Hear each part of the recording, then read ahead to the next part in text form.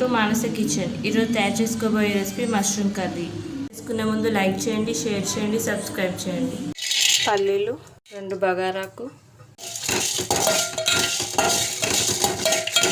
మిర్చి పట్టాలి, 3 టమాటాలు, ఆయిల్, ఆవాలు,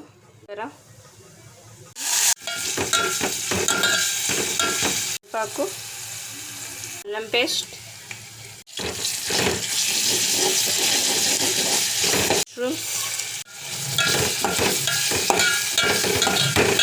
మూత పెట్టుకుందాం. పసుపు, పేస్ట్,